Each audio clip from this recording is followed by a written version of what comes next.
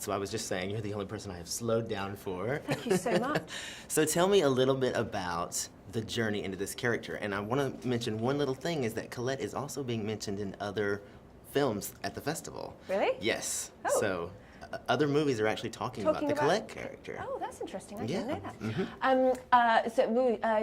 Well, I didn't know anything about her. I mean, I sort of knew 2 of her books, which I'd loved, but I didn't know anything about her life. And I just read the script and went, oh, yes, please, hello. I mean, you know, she's such a kind of fun, interesting powerhouse. And I think the story, I didn't know anything about the story of her first marriage with Willie, and, you know, how he took credit for her first 4 novels, and, you know, the journey that she went on to live the life that suited her and find her own voice and stand tall and literally kind of make a hole in the world for herself. I was just like, oh, I'm finding this very inspiring. And so I read that this movie had been tried to get made for a while. Wash was trying to make it for 15 years. And it took until now for it to well, happen? I mean, it was meant to happen before it did. It was meant to happen 2 years ago, and then I had a baby.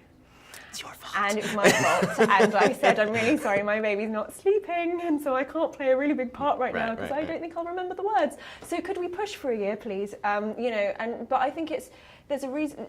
10 years ago, nobody was allowed to talk about feminism. Exactly. You know, so we're relatively into really early stages of this wave, this new wave of the women's movement. This is the perfect movie to ride that wave. Well, I mean, I hope so. You know, but I think things collide like that. You know, we're suddenly ready to be talking about gender politics, to be talking about feminism, to be talking about sexual politics again in a way that we hadn't been for ages.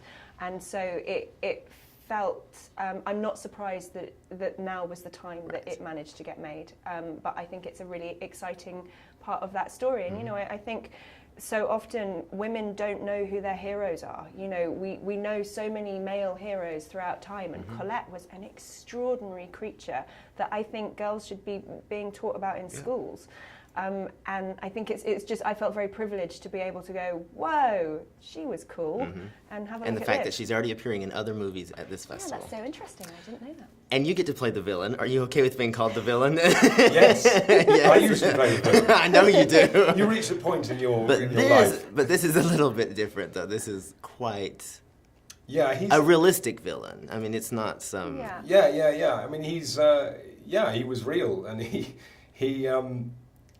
you know, and like all humans and all interesting characters and all interesting writing, he's the 3 dimensions. So he's not pure evil, and he's you see why she went for him, why she enjoyed being with him for a certain amount of time, and what her method was in the madness of being with this guy and who exploited her. You see that he was the life and soul of Paris in its most interesting time, and that he was her passport into that world and into the world of publishing and writing and branding and being famous and becoming a star. He created a wonderful monster. Yeah.